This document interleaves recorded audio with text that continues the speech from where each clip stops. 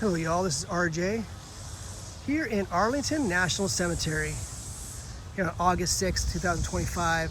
It's basically a historic time because it was just announced just yesterday by Secretary of Defense Hegseth that the beautiful Reconciliation Memorial that was right here will be restored.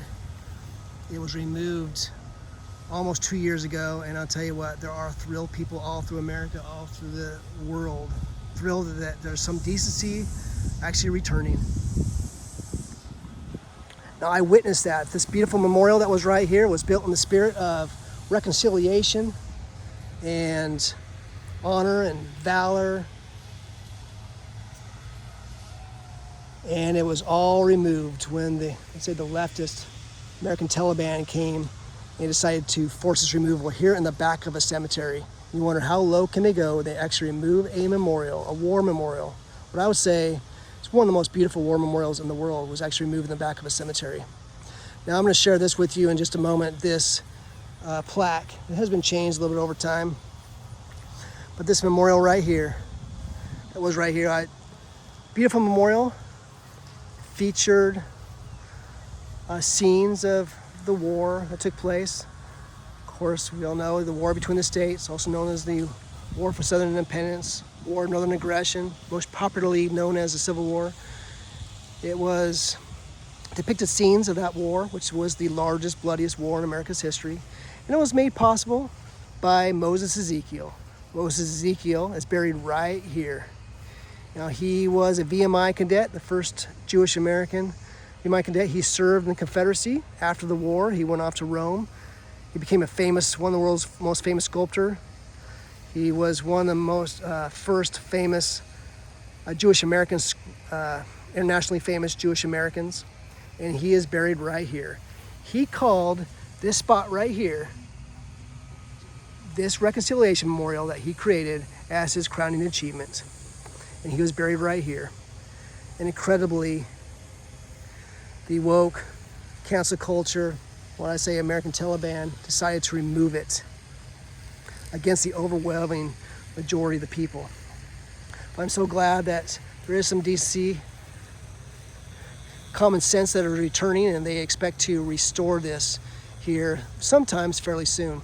Once again, it was just announced just yesterday by Secretary of Defense, Secretary Hegseth. I'm so appreciative of him and also President Trump for making this possible. In fact, Secretary of Defense Hegseth's office is just down this hill, beyond here. That's where the Pentagon is, just over here. Of course, this is Robert E. Lee's former property. Robert E. Lee managed, as executor of this. His wife inherited it through her father. Her father was the boy that George Washington raised. He created the house here, the Arlington House. It's also known as the Robert E. Lee Memorial because most of Robert E. Lee's children were born there, and that's where he lived from all the way up until the time of the war. Right here on the edge of Fort Myer as well. There's roughly about 450 or so Southern Americans who fought the Confederacy that are buried here, including this Brigadier General, Marcus Wright. This was a beautiful memorial. People came here to find peace and solace, to admire the beautiful artwork. I'm gonna go walk back over to the historical sign so you can read more about that. Right about 450 or so total Americans who fought the Confederacy that are buried right here. This memorial that was right here, called the Reconciliation Memorial, dedicated with the ideals of honor and valor, respect, unity, reunification, was removed. And so it posed the question, when they remove this memorial, does that mean respect is gone? Does that mean reconciliation is gone? Does that mean reunification is done? Does that mean we no longer honor our veterans? And so when the left cancel culture Mayoist, when Taliban Ty Segall and his renaming committee henchmen decided to remove this, it just, morale in the military and America, I think, just plummeted. That Americans would actually go and remove memorials in the back of cemeteries, in the back of national cemeteries. That is something we only expected the Taliban, ISIS, communists to do. And suddenly it started happening right here in America. So that's why so many people are thrilled that this is returning, to push back against the woke cancel culture Maoist. I'm going to read some of this historical marker right here. Of course, this is taught from a Union Yankee perspective, but does contain some interesting, some basic details, some least basic details, because this memorial right here was proposed back in the early 1900s. It's finally authorized in 1906, and we appreciate the United Daughters Confederacy for spearheading the fundraising, being the key leaders of collecting the donations to create this beautiful memorial that's right here. And finally, we're able to collect enough to commission this beautiful art piece that was right here, that's going to be restored, because it's been in storage ever since. It's been in storage for almost the last 2 years. They gathered enough money to create this beautiful memorial, and it was dedicated right here back in 1914. So I'll read part of this. Definitely a Union Yankee perspective, but a divisive history. The history of Section 16 and the Confederate Memorial dates to the turn of the 20th century. Driven by a renewed sense of national unity following the Spanish-American War, in 1900, Congress authorized the reburial of Confederate remains in some suitable spot at Arlington National Cemetery. This became Section 16, known at the time as the Confederate section. Then, Secretary of War William H. Taft approved the creation of a memorial there, and the project was eventually led by the United Daughters Confederacy, an organization of white Southern women. Of course, the United Daughters Confederacy is basically a heritage organization of ladies who just want to remember their ancestors, maybe their fathers, their sons, their husbands, their brothers, family members who went off to fight in America's largest war. Many never returned. Many are buried in unmarked graves, unknown locations. And so they saw it a fit, just like I see it fit, that they should be memorials to these brave Americans who answered the call, and they did their duty to serve and protect and defend their homeland and their families, homeland, America's largest war. Now it says this was started with Secretary of War William H. Taft. Now William H. Taft and McKinney and others, many of those who made this memorial possible. It would not have been possible without former Union decorated soldiers themselves. U.S. soldiers made this memorial possible. Soldiers who fought on the Union side, who actually were shot at by Confederate soldiers on the battlefields themselves. Now, if they can bury the hatchet, if they can be rational enough, if they can understand the need for a memorial, what is wrong with this generation? What's wrong with people on the renaming committee and the leftists who actually want to remove a memorial like this in the back of a cemetery that nobody even sees unless they walk way out of their way to go see it? The tour bus doesn't even come that close to this place, and this is in the far back side. You got to walk about a mile just to get back here. Continuing on here.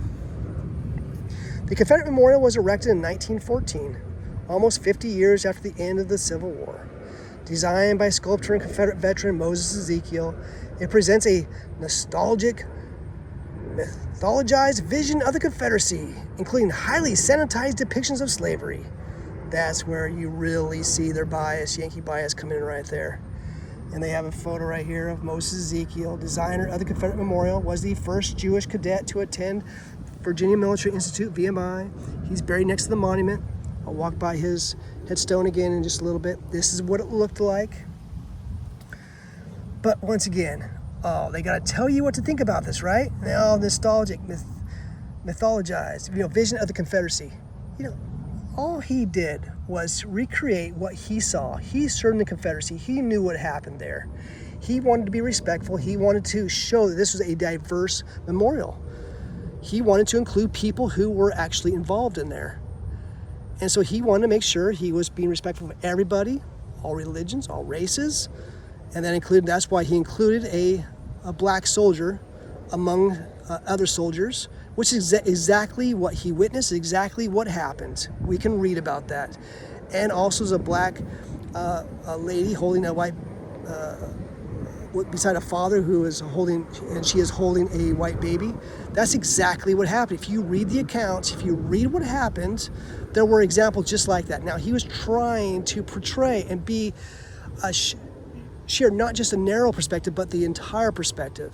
And because of that, they are using that against him as a means of actually removing this, claiming that it is sanitized and it's nostalgic. You know. Now, what is Arlington National Cemetery doing? Now, all Arlington National Cemetery should be doing, all it should say is, we are preserving our memorials and honoring the dead and the veterans that are buried here. That's what they should say right here. But let's see what they say. Arlington National Cemetery recognizes the importance of telling this complex and sensitive story. This panel represents just the first step in a long-term process to carefully and accurately interpret the history of the Confederate Memorial and Section 16. Community members and key stakeholders will be involved in this process. Stay tuned for further developments in this ongoing process. Okay, so what do you mean? You're going to tell us what to think? You want us to just throw away and disregard everything, all the mountains of evidence and the letters and all the dialogue and everything from the Senate hearings? You want us to just throw everything we've learned about the war away, and we want it and rely on your interpretation of this? That's the problem with a lot of these museums. There was a great article that talked about how many people just don't care to go to museums to be basically have everything interpreted anymore and being told what to think, not to take a look and make your own judgment, your own understanding, and try to collect a full understanding of what happened in the past. So stay tuned for further developments. Just keep it simple. This is a reconciliation memorial. Read the transcripts of those who dedicated this and why this was here, to recognize Americans who answered the call and did their duty, protected their homes and their families. They were Americans. That's the premise of why this is dedicated. There should be a memorial. So this is what it looked like.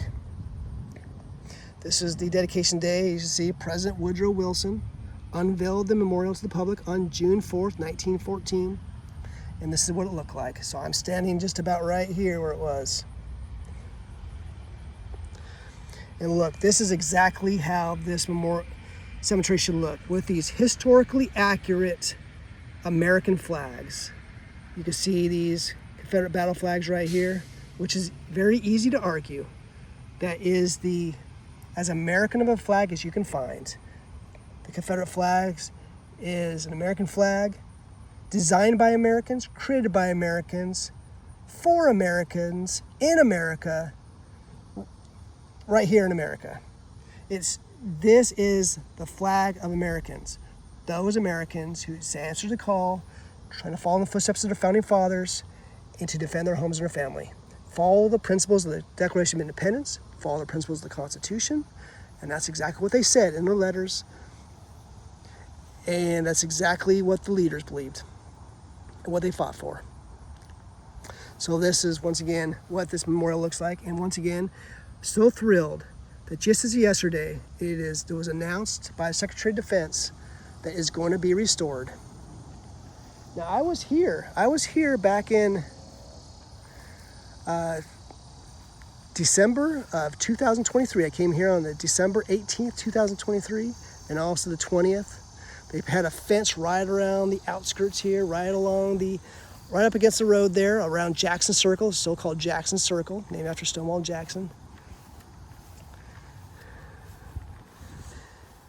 And you couldn't get any closer. Security guards all over here. There was a big crane right here. There was staff all over here. They're having big pallets right here to store it all. And I witnessed as they started to dismantle and remove all the pieces and parts from the memorial that was right here. I was here on the 18th, and there was suddenly that all work came to an abrupt halt, and there was an injunction that came through asking a judge. There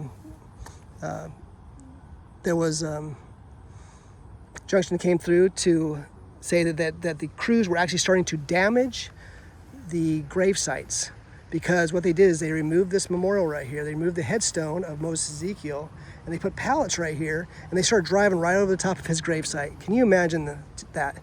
To actually remove the headstone and remove the memorial right on top of his own grave. You can imagine what we thought about that at the time. It was pretty despicable. So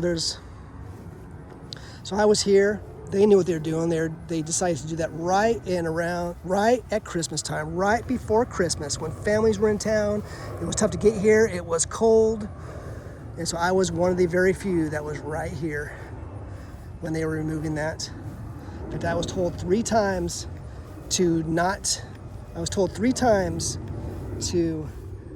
that photos and videos were not allowed. And I reminded them that, look, this is a public cemetery, a national cemetery. Public Affairs agrees with that. There should be no need to be able to hide and prevent and ban photos and people from witnessing the dastardly deed that was happening here in a public location. So yeah, multiple people come up there and question me. Say, what are you doing here? What are you using this for? I was way out here. I was taking photos and videos from out in this distance, from about here, because this whole area had a bunch of equipment right here, and there was a fence right here. At first, they had tried to put tarp around the fence to hide it, but there was high winds on that day. And if you look at the photos and videos from that period of time, 2023 on December 18th, you'll see this whole area had tarps. And they started dismantling it, and it has been in storage ever since. Now, there was a deal cut with Governor Youngkin that was going to be removed and restored. Well, not restored, but it was going to be removed and placed on Newmarket Battlefield over there in the Shenandoah Valley. And that is what they worked out. But it has been in storage ever since.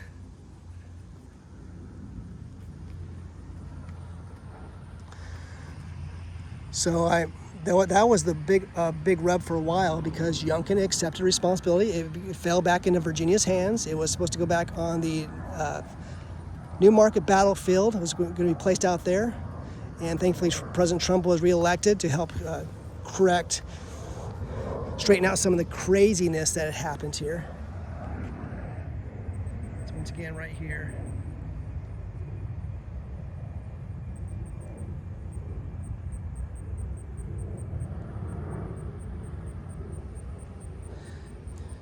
So thankfully, they just cut a deal. They were able to work it out so that the ownership could be transferred back over so they can restore it here on this spot. So great news. They did all they could for that. I'm just gonna I'm gonna start walking towards Robert E. Lee's house right now. Walking through, and might as well talk about this some more as I walk through here. Now, there are multiple grave sites here you might recognize, at least the names. So for example, right here, recognize this name, Longstreet. This was the son of famous Confederate General Longstreet. In fact, James Longstreet, Lieutenant Colonel in the U.S. Cavalry. He was the son of James Longstreet, who was a Lieutenant General in the CSA. And also buried here, Robert Lee Longstreet, Major, U.S. Army. So once again, that's just short distance from where the Confederate section is, right over here. Right on the edge of Fort Myer right here. I'm gonna start walking over this direction. Walking towards Robert E. Lee's home. It's called the Robert E. Lee Memorial.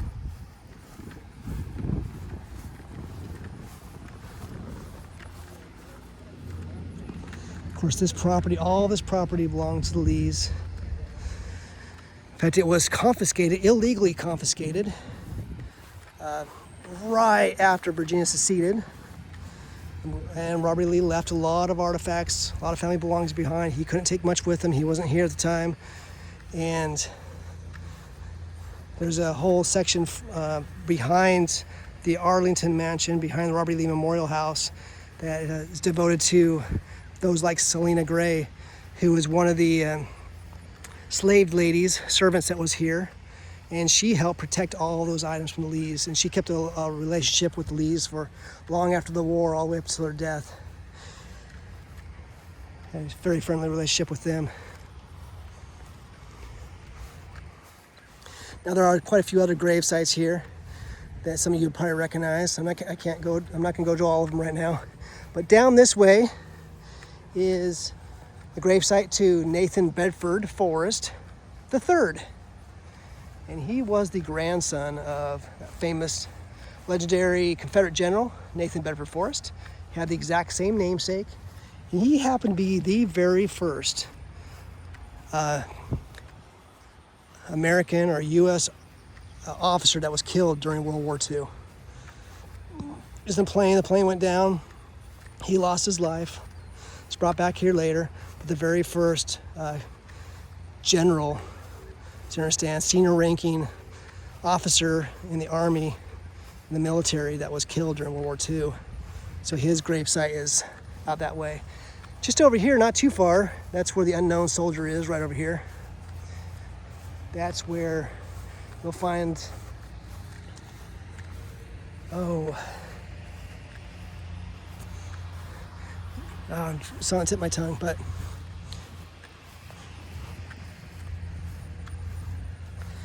quite a few others. There's Omar Bradley over there, 5-star general, has Confederate ancestors. Marshall, General Marshall, another 5-star general, went to VMI. He is also buried not too far from here. Once again, the descendant of Confederate soldiers.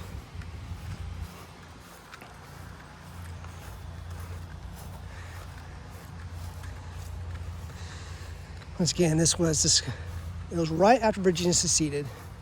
Robert E. Lee said it doesn't look too promising. He asked his wife to collect all the belongings and pack up and go. She carried as much as she could. She left a lot of artifacts behind, from a lot of George Washington's artifacts. And no surprise, because after all, Robert E. Lee married Mary, who was the only surviving child, basically, of George Washington's only son, George Washington Parke Custis. In fact, I'm walking that way right now.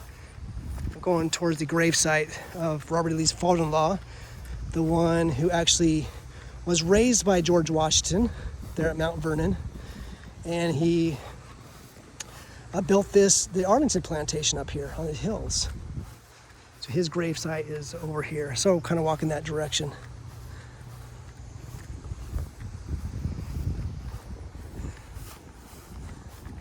Now there's a couple other grave sites you might be interested in. So for example, not too far from Robert E. Lee's home, which is still called the Robert E. Lee Memorial, there's those like Fighting Joe Wheeler is right there, just off the side of the house. Fighting Joe Wheeler has a distinction of being one of those, about I think 4 Confederate generals that was later became a U.S. general as well. In fact, I see so his gravesite, in fact, it's Fighting Joe Wheeler's gravesite, and his obelisk is, I believe, the largest obelisk to a single person in all of Arlington National Cemetery. And it's right there on the front grounds, kitty corner across from Robert E. Lee's house. So it is saying something that, this being the Arlington National Cemetery is considered one of the most preeminent places to be buried. There are tens of thousands buried here, soldiers. And it's a high honor to be buried here. And they all want to be buried next to Robert E. Lee's house. Robert E. Lee's house is the most desired location in America for many to be buried here. I'm walking up to the gravesite of Robert E. Lee's father-in-law, George Washington Parke Custis. If you ever go to Mount Vernon and you go to the museum there, you'll see photos of George Washington and Martha with 2 kids, one little boy and one little girl. Well, that little boy grew up to be Robert E. Lee's father-in-law. He built the house here. This is his property. And he had one child, of course, that married Robert E. Lee, and he is buried right here. Also, if you ever go to Mount Vernon, George Washington's home, you will see, as you go into the visitor center, the entryway, what you'll notice is statues of 4 people. It's George Washington and Martha holding the hands of 2 little kids. One little boy and one little girl. And that's who this is right here. The little boy grew up and is buried right here. George Washington Parke Custis.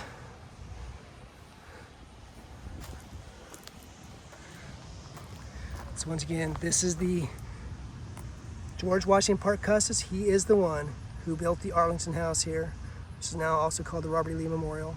He's the one who was raised by George Washington himself. So this is the father-in-law of Robert E. Lee, in other words, and his mother-in-law, Mary Custis. Robert E. Lee married into the Custis family, 2 very prominent people in America's history right here.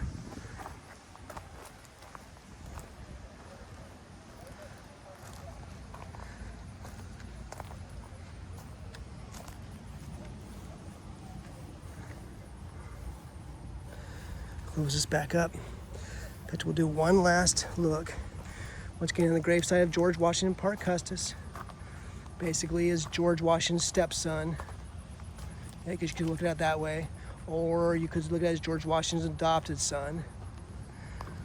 Another way you can look at it is he was the son of one of Martha's grandsons. Blessed are the merciful, for they shall obtain mercy. I'm sure Robert E. Lee was standing right here looking at this exact same thing multiple times.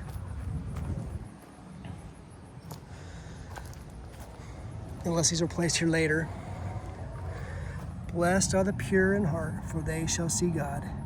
But we know Robert E. Lee was right here, and his wife many, many times, because after all, this is Mary Custis. Her parents are buried right here. They died several years before the war. So Robert E. Lee lived here for several years. He died in 1857.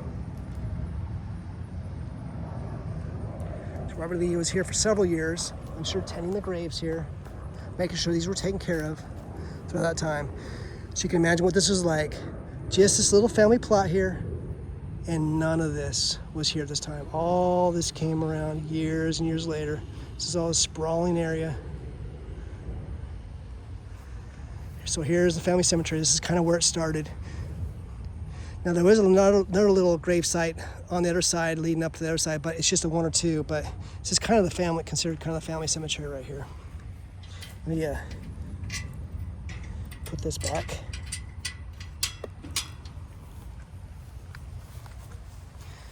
Leave the site of George Washington Parke Custis, George Washington's adopted son, right there. Walking through here in Arlington National Cemetery. So if you ever go there too, there's a lot of connections between the Confederacy and the Founding Fathers. That's one of them. There's a great article that came out not too long ago saying there's pretty much nobody who's more like George Washington and Robert E. Lee. It's no surprise. He grew up hearing stories about him. He inherited most of his items. A lot of the items you see of George Washington, the very invaluable items, like, for example, George Washington's personal tent that he used during all those campaigns. Those were owned by Robert E. Lee. Many are now in museums, sometimes on loan. Just a couple weeks ago, I went over to Richard Henry Lee's gravesite. I was over there at Stratford Hall, the place where Robert E. Lee was born.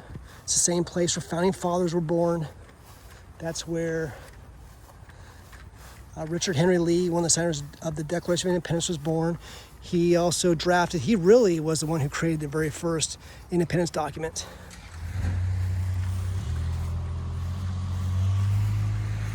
In fact, he created a document that was signed on July 2nd, 1776. His brother also signed the Declaration of Independence. I wasn't planning on doing this, but I might as well keep this on as I walk through here, because I was planning on going over to the Robert E. Lee.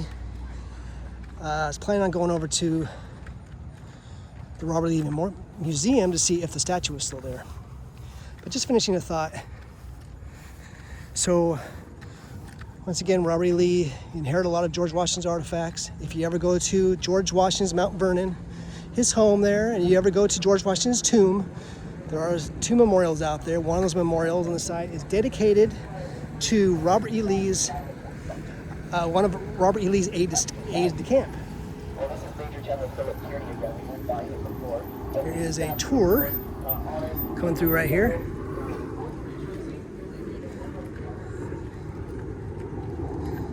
In fact, I'm going to walk over this way to the house.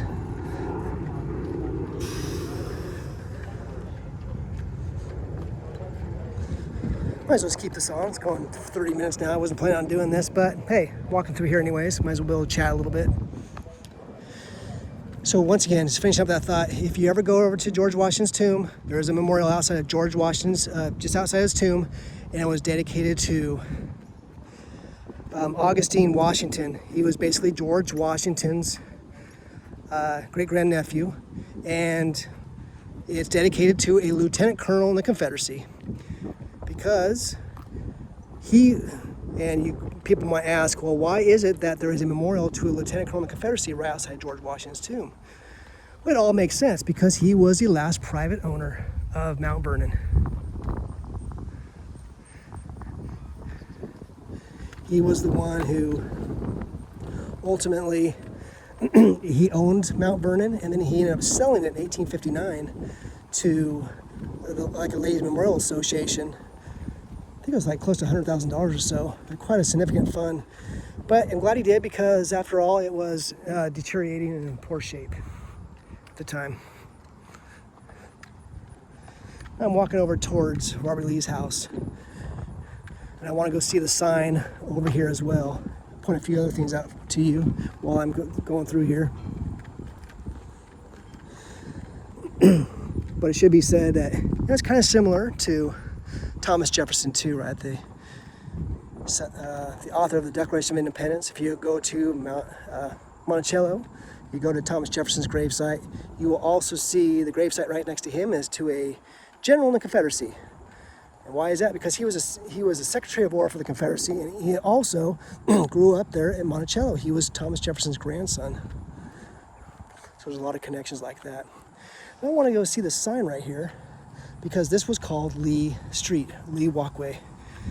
And I can tell now they have not restored it. But right here, this right here is called Crook Walk, but this right here was called Lee, and you can see the sign is now missing.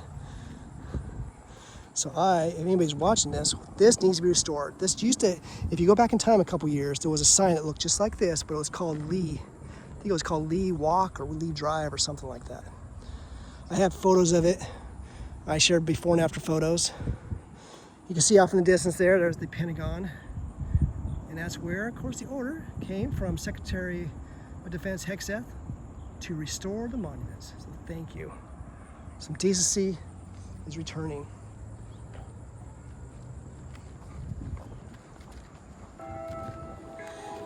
Reagan International Airport's just down there. You see a plane taking off. You see the Potomac River down below.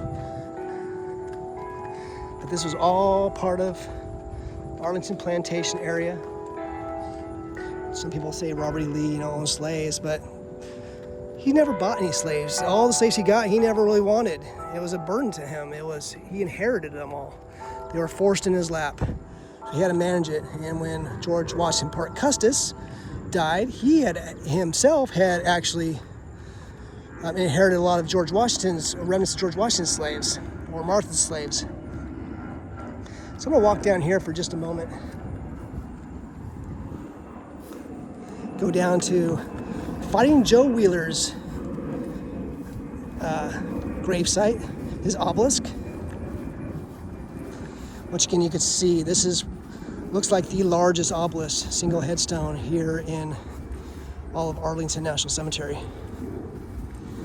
One of, I think, 4 Confederate generals who also became a Confederate general. I'm sorry, a U.S. Army general after the war. So you see here, Wheeler. This is to his son, Joseph Wheeler Jr., 1938, West Point, 1895, Colonel Coast Artillery. And on this side right here, Joe Wheeler, born September 10th, 1836, went to West Point 1859.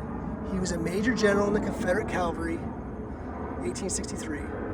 He was a Major General, United States Volunteer, 1898, Brigadier General, United States Army, 1900. He died in 1906. Two Wheeler.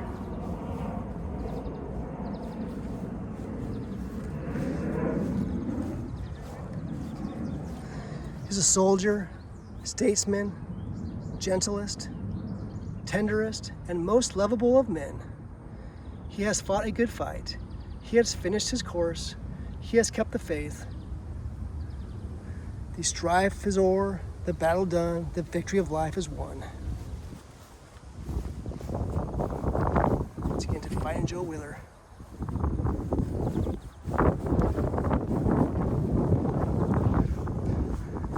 So once again, Confederate General, Major General in the Confederate Cavalry, later a Major General in the United States Volunteers, and later a Brigadier General in the United States Army.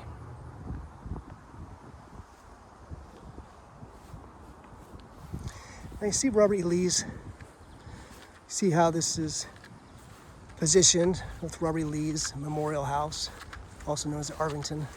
I'll walk back up this way. Might as well do a quick walkthrough there. What I might do is go see if they've changed any signs.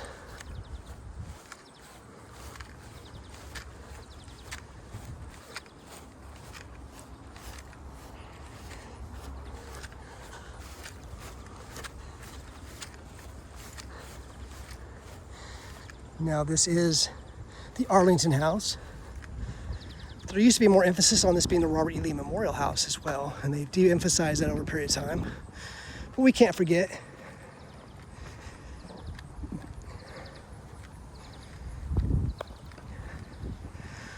Now walking up to Robert E. Lee's Arlington House.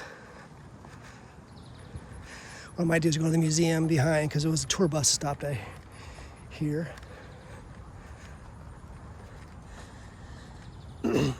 Once again, this is the Arlington House. And I don't think this will change under this administration, but we had to watch this. The Arlington House, the Robert E. Lee Memorial, George Washington Memorial Parkway.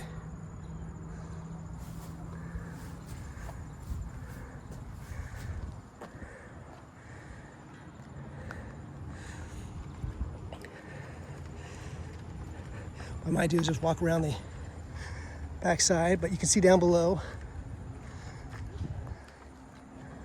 Washington, D.C. down below. So what a commanding view this is of downtown Washington, D.C. See the Capitol building right there? You see the Washington Monument.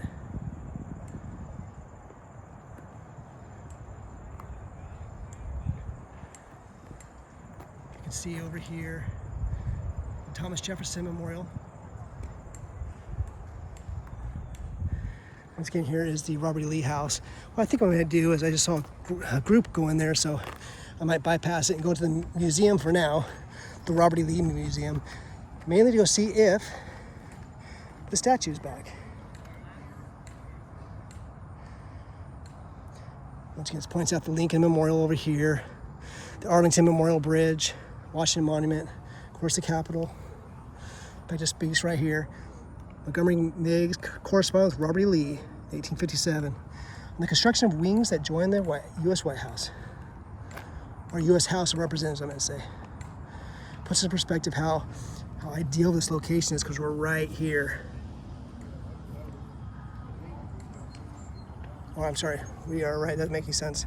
We're right here, across the Potomac. It threw me off for a minute. Of course, the Capitol building.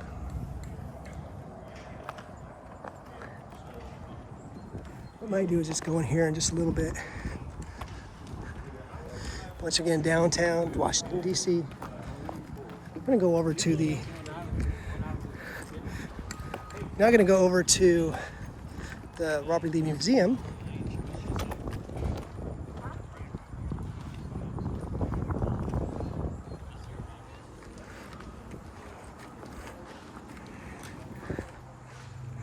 This was closed for a number of years, so I'm so glad it's open again. So the first cemetery was actually just over there. There was a few that were buried there just a little bit before, but I don't think there was just maybe one down there.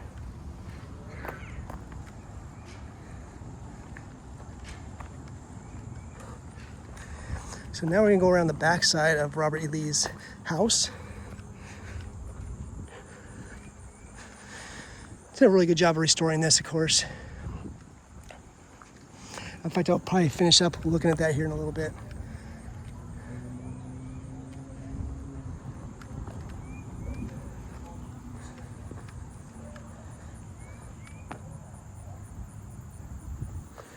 So back here, this is one thing that's overlooked often, is this museum. And this is dedicated to Robert E. Lee.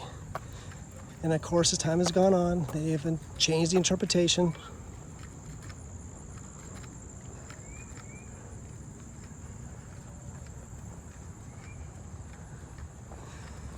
So walking this way from the backside of the Arlington House, Robert E. Lee Memorial.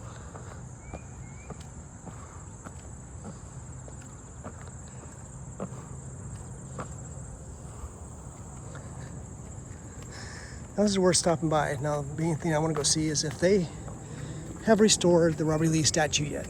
Let's find out. There's a little gift shop right in here.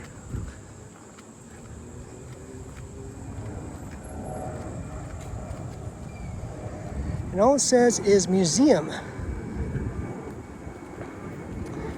And I can tell right now the statue has not been returned. So I will be asking what happens. George Washington Memorial Parkway. It's open. In this building is the life and legacy of Robert E. Lee.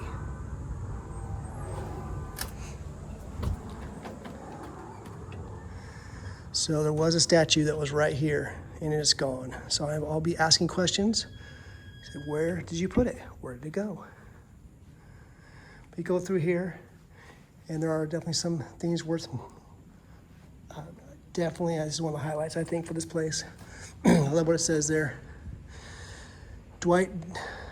President Dwight D. Eisenhower. Say, a nation of men of Lee's caliber would be unconquerable in spirit and soul. I love that. Should be no surprise. It's a reason why Dwight Eisenhower had a portrait of Robert E. Lee in the Oval Office or his personal office. In fact, he intentionally chose to live right there right on the edge of the Confederate line in Gettysburg. If you're ever over in Gettysburg, it's definitely worth stopping by and seeing the Eisenhower house as well. So you see some things like this, Lee's hair, traveler mane.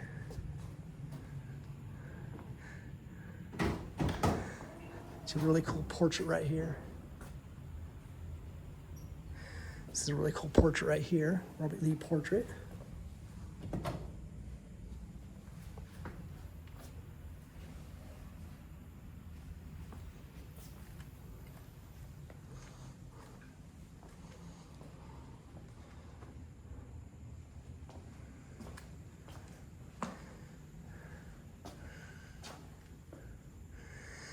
And I also like this quote right up here: "The very best soldier I ever saw in the field is by General Winfield Scott."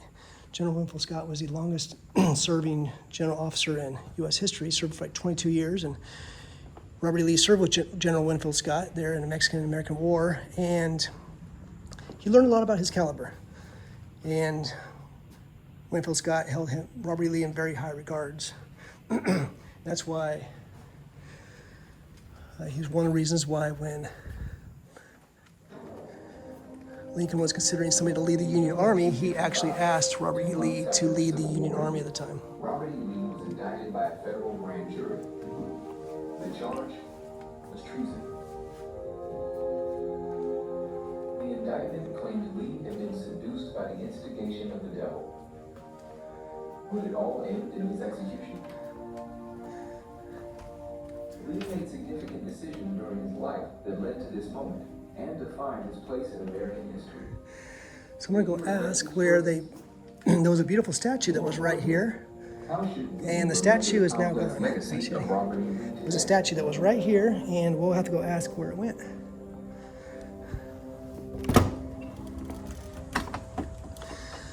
All right, move on out here. Let's just go through the Arlington House, the Robert E. Lee Memorial House. That was just a little peek of the museum that's there. There was a couple that was in there. I didn't want to interfere with their tour too much. There is I'm gonna bypass the gift shop right now. I'll pick up the pace just a little bit, get a little bit of my exercise in for today.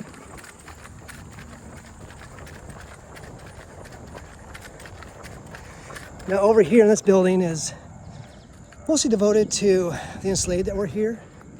And that includes that Selena Gray I mentioned earlier, who was a good friend with the Lees, and she helped save a lot of George Washington's artifacts. In fact, maybe we'll have a chance to take a look at that soon.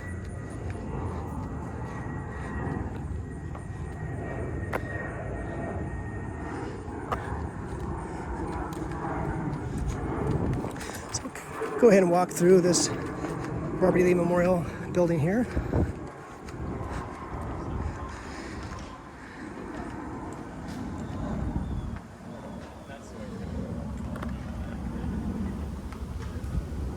Division and reunification. Robert E. Lee, a soldier, a scholar, once lived at Arlington House and managed the plantation on this land. After Lee took command of the Confederate Army of Northern Virginia, the Union Army seized his home.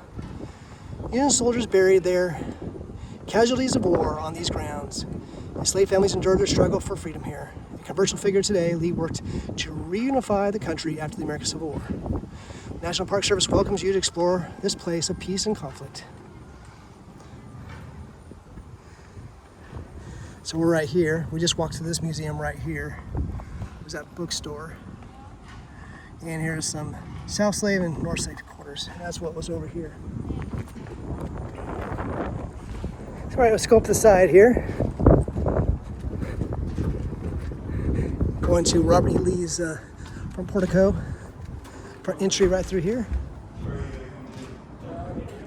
What a great view, huh? What a great location for this.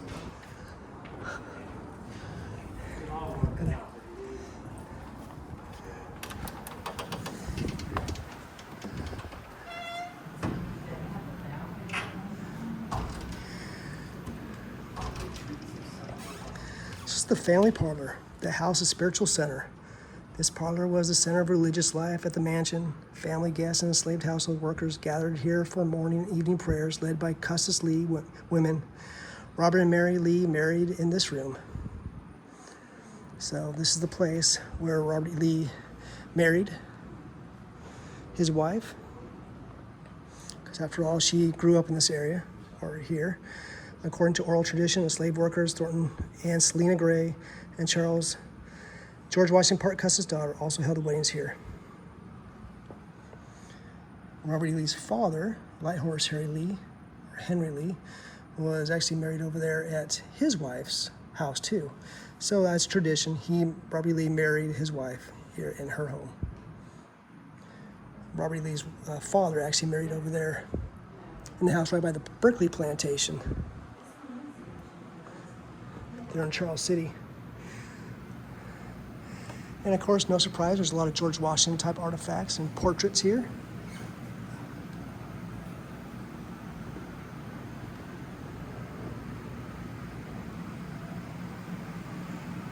In fact, this is John Custis.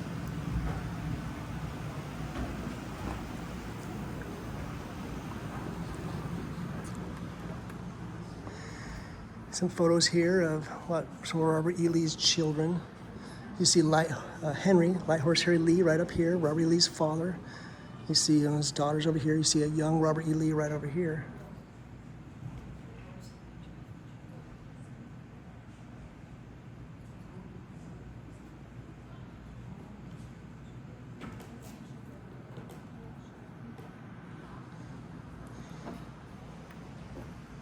Speaks about what Union soldiers did right here.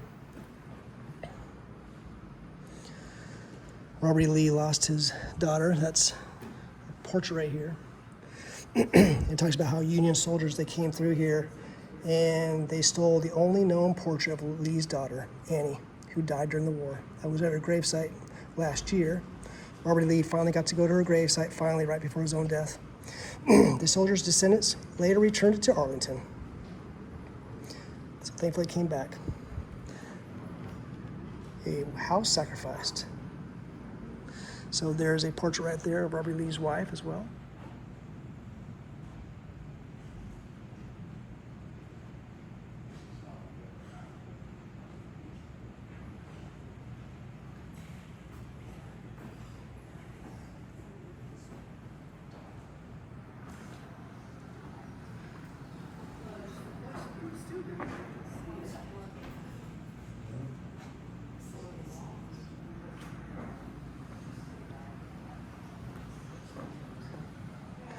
Speaks about the house being overrun by war and the Union graffiti. So no surprise there.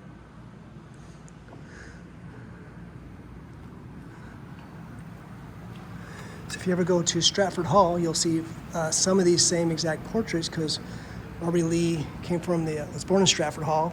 That's where important founding fathers were also born and raised, there in Stratford Hall.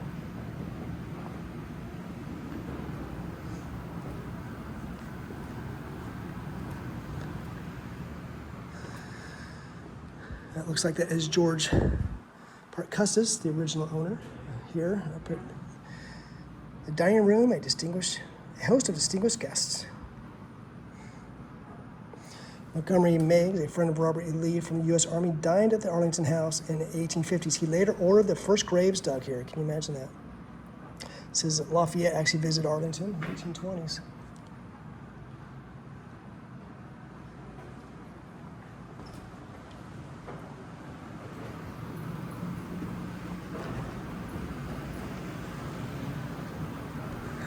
Kind of go through here.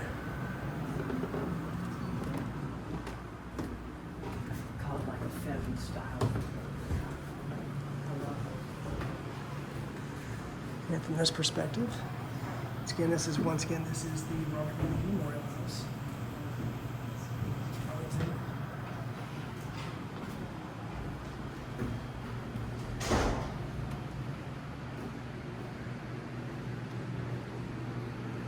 Right here is the morning room, house owner.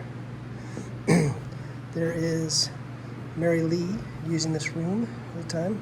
Mary Lee's hand-colored drawings of Martha Washington. So Robert Lee's wife right there.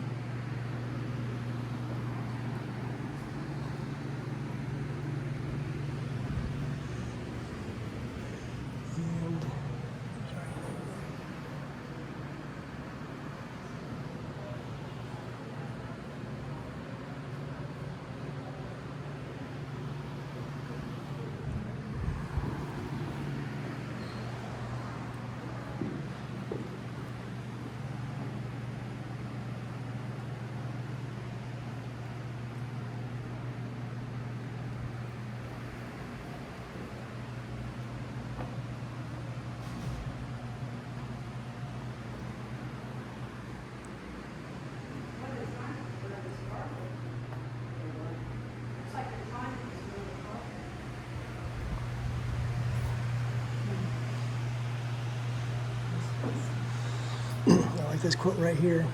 President Gerald Ford. General Lee's character has been an example of succeeding generations, making the restoration of his citizenship an evident event in which Americans can take pride. So President Gerald Ford officially pardons Lee, restoring his rights. We're sitting here at the desk to the Arlington House, right there on the front steps. Speaks about the long-awaited pardon.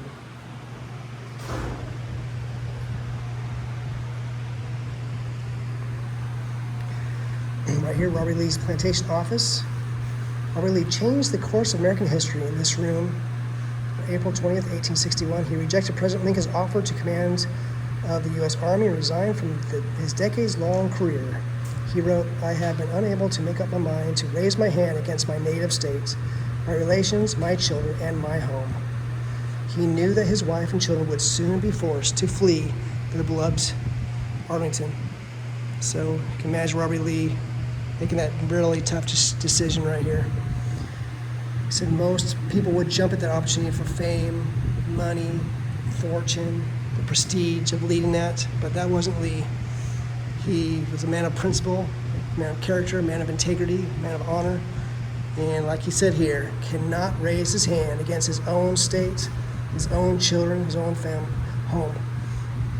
He said that in a separate letter, cannot raise his hand against his own wife and children.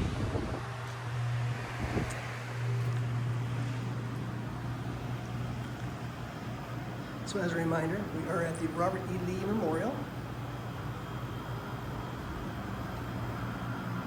And as things go woke, of course, we always have to pay attention to who the actual money, who's pulling the purse strings, who are the donors. And this might play into effect. Contributions from David Rimstein, same one who was involved in others, founding fathers, so pay attention to that. Because with that, usually there's a handshake. It's like, okay, I'll make some renovations if you change some of the language, if you change the narrative, if you change certain aspects of it.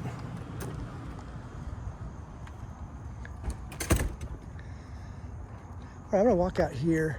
And I'm gonna go talk to the Park Service real soon about what happened to the Robert E. Lee statue.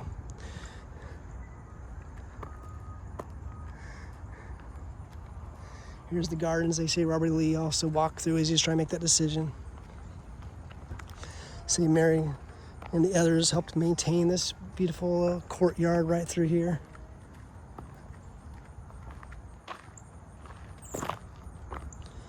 So, all right, so from the backside, once again, on the backside of Robert E. Lee Memorial House here in Arlington National Cemetery.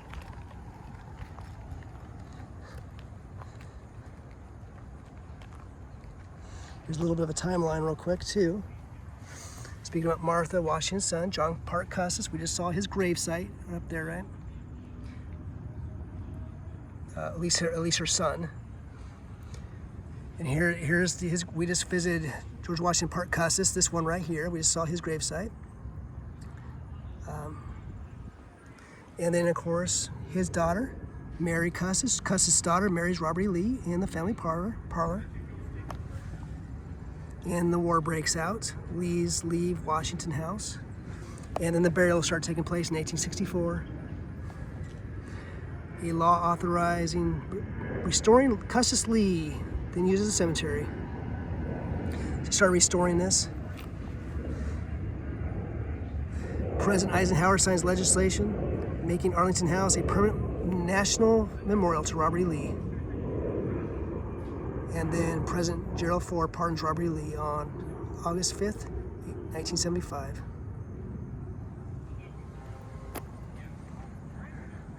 From Arlington National Cemetery.